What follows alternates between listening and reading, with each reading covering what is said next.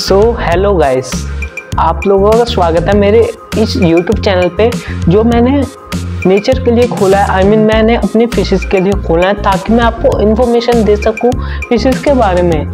Guys, मैं आपको बताना चाह रहा हूँ, आप जैसे एक नेचर का पार्ट हैं वैसे ही फिशेस भी एक नेचर का पार्ट हैं। तो प्लीज़ अगर आप फिश बाय कर रहे हैं तो इन चीज़ों को ख्याल रखें कि आप उसे कौन सा फीड दे रहे हैं, कौन सी उसे फीड दे रहे हैं, उसके साथ साथ उसकी कौन कौन सी मेडिसिन्स हैं, वो कैसे अगर वो बीमार पड़ जाए उसे कैसे रिकवर करें उस बीमारी से।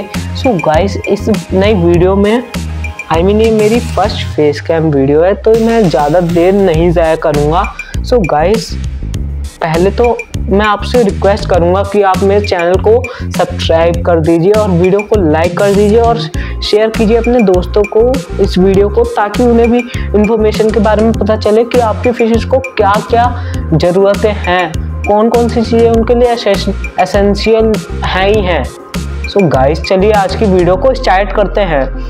गाइस, आपको पता होगा कि हम फिशेस तो बाय कर लेते हैं लेकिन हम ये नहीं देखते कि उस फिश में डिसीज़ लगा है, कि आपके शॉपकीपर से आपने पूछा है कि वो फिश रह पाएगी, आप पे कितना बड़ा टैंक है। आपको अपने फिश कीपर से पहले ये पूछना है, फिश शॉपकीपर से जो आपको फिश सेल कर रहा है, ताकि आप पता कर सकें अगर आप पे कोई दूसरी वैरायटी की फ़िश है तो आप पहले ये उसे पता कीजिए कि वो फ़िश उसके साथ रह पाएगी कि नहीं। अगर वो नहीं रह पाएगी तो मत लीजिए, क्योंकि या तो वो फ़िश जो आप लेके आ रहे हैं वो दूसरी मछली को मार सकती है, या जो आप मछली ला रहे हैं उस मछली को बाकी जो आपके टैंक में पहले से फिशेस हैं वो मार सकती हैं। गाइस, इस बात का ध्यान रखिए कि आप कोई भी ऐसी मछली ना लाएं जो आपके टैंक में आपकी मछलियों को मारे या वो मछली को कोई और मछली मारे।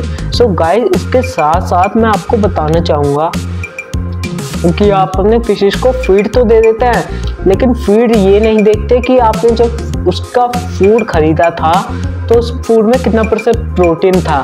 क्योंकि अगर आप लोकल फूड ले रहे हैं तो कम से कम मत लीजिए, क्योंकि लोकल फूड में बिल्कुल भी प्रोटीन नहीं होता, जिससे आपकी मछलियाँ बीमार पड़ सकती हैं, उन्हें डिजीज़ हो सकते हैं, वो ना खाना छोड़ भी सकती हैं। क्योंकि अगर आप ये शॉप से ला रहे हैं, अगर उस शॉपकीपर ने आप पहले से ही कोई बढ़िया वैरायटी का फूड खिला रहा होगा तो क्या होगा, वो मछली उस फीड को नहीं एक्सपेक्ट करेगी, वो फिश वही फूड मांगेगी जो उसे ले अच्छा है। गाइस, इस बात का ध्यान रखिए कि आप जो फिश के हिसाब से आप अपना फूड डिसाइड कीजिए। और अगर आपकी फिश मॉन्स्टर वैरायटी में है तो भी, जैसे हमें प्रोटीन वगैरह की ज़रूरत होती है, हम हमेशा न्यूट्रिएंट्स के लिए मिल्क वगैरह, ड्राई फ्रूट्स वगैरह, फ्रूट्स लेते रहते हैं वीकली में या मंथली में, तो भी आप अपनी फिशेस को ब्लड वर्म, श्रिम्प्स, मील वर्म्स और ट्यूबीफिक्स वर्म खिला सकते हैं और लाइव फीडिंग भी दे सकते हैं, चिकन लीवर भी दे सकते हैं, जो कि आपकी फिश के लिए बहुत अच्छा है। लेकिन इस बात का ख्याल रखिए कि अगर आप पे छोटी वैरायटी की मछलियाँ हैं टेट्रा में, जैसे गप्पी हो गई, मौली हो गई, नियॉन टेट्रा और छोटी वैरायटीज़ की फिशें जो हमेशा छोटी रहती हैं, सॉफ्ट में रहती हैं, तो कभी भी वो श्रिम्प, मील वर्म एक्सपेक्ट कर तो लेंगी लेकिन वो खा नहीं पाएंगी। तो प्लीज़ उन्हें ना तो लाइव फीड, ना श्रिम्प दीजिए और ना ही मील वर्म। उन्हें सिर्फ आप ब्लड वर्म या ट्यूबीफिक्स वर्म दे सकते हैं, वो आराम से वो फूड खा पाएंगी। गाइस, इस बात का ध्यान रखिए कि आपके फिश की रिक्वायरमेंट के हिसाब से उसके फूड का रिक्वायरमेंट है। और आप अपने टैंक का साइज़ देखिए, अगर आप कोई मॉन्स्टर फिश ला रहे हैं तो मिनिमम 3 फीट टैंक ज़रूर दीजिए। अगर आप अरवाना ला रहे हैं तो आप 4 फीट टैंक ज़रूर दीजिए, क्योंकि 4 फीट से नीचे के साइज़ में अगर आप छोटी अरवाना ला रहे हैं तब तक वो चलेगी, लेकिन बड़ी होने के बाद वो और दिक्कत करेगी। अगर आपके टैंक में और मछलियाँ हैं तो वो उन्हें भी मार डालेगी। गाइस, इस बात का ख्याल रखिए कि आप अपने फिश की रिक्वायरमेंट के हिसाब से टैंक का साइज चूज़ कीजिए, उसका फिश फूड चूज कीजिए और इस बात का ख्याल रखें आप अपने टैंक पे जब भी फिश को देखने जाएं, अगर आप अपने फिश टैंक में फिश को देखने जा रहे हैं या फिश को कीप कर रहे हैं और अगर आपको लग रहा है कोई फिश मेरी अलग टाइप से बिहेवियर कर रही है, तो आप उस फिश को थोड़े देर तक देखिए। अगर वो वैसा ही बार बार कर रही है तो भी चलिए, आप 1-2 दिन उसे ऑब्जर्व करिए या कुछ घंटे। अगर वो बार बार एक जगह लेट रही है कि वो अपने आप को कहीं स्टोन्स, ग्रेवल से आपने जो भी चीज़ लगाई है उस पर अपने आप को रगड़ रही है या उसके शरीर पे कोई फंगस हुआ है, वाइट स्पॉट हुए हैं, तो आप उसकी दवाई लाइए। दवाई लाने से आप थोड़ा टैंक में डालिए, हीटर लगाइए या अगर आप पे कोई एक्स्ट्रा टैंक है तो उसमें अलग कर दीजिए। उसी पुराने टैंक का पानी लेके उसी में दवाई, ऑक्सीजन पंप डाल लीजिए और अपनी फिश को दवाई के साथ ट्रीट कीजिए। और अगर देखिए अगर वो रिकवर हो रही है तो रिकवर होने के कुछ दिनों बाद ही आप उसे अपने टैंक में डालिए, क्योंकि अगर वो फिश बीमार हुई तो वो आपकी दूसरी मछलियों को भी इन्फेक्टेड कर देगी। सो गाइस, इस बात का ख्याल रखिए कि आपकी कोई भी फिश इन्फेक्टेड ना हो, वरना आपकी एक मछली अगर मरेगी और अगर आपको नहीं पता चला कि वो मर चुकी है या आपने ध्यान नहीं दिया तो वो और पूरे टैंक में वायरस फैला देगी, जिससे आपकी मछलियां ऑटोमेटिक मरने लगेंगी, पानी सड़ने लगेगा, अमोनिया, नाइट्रेट बहुत ज़्यादा बढ़ जाएगा। और गाइस, इस बात का ये भी ख्याल रखिए अगर आप फिश फूड खिला रहे हैं तो ये भी देखना वो फिश फूड खा रही है कि नहीं। अगर वो नहीं खा रही तो भी उसको देखिए कि वो बीमार तो नहीं है। सो गाइस, इस बात का बहुत ख्याल रखिए। और मैं आपको अभी अपने इस वीडियो में भी दिखलाऊंगा कि फिश फूड मेरी फिशेस कैसे एक्सपेक्ट करती हैं और कैसे वो फीड लेती हैं। और गाइस, मैं इसके साथ आपको बता दूं कि प्लांटेड टैंक को सेटअप कैसे करते हैं। सो गाइस, मैं बता देना चाह रहा हूँ, अगर आप बिगिनर्स हैं तो गाइस आपको ये ख्याल रखना है कि अगर आप कोई सा भी प्लांट ले रहे हैं तो आप पहले पता कीजिए वो प्लांट कैसा है, क्योंकि अगर वो लो टेक प्लांट है तो भी वो चल जाएगा, लेकिन उसके लिए आपको फर्टिलाइज़र लेना पड़ेगा या लाइट आपको अपने प्लांट के टैंक में देनी ही देनी है। चाहे आप 8 घंटे दीजिए, लेकिन लाइट आपको देनी ही देनी है रेगुलर 8 घंटे। 8 घंटे अगर आप रेगुलर भी चलाएं तो भी आप चला सकते हैं, लेकिन एल्गी ग्रो होने लगेगी।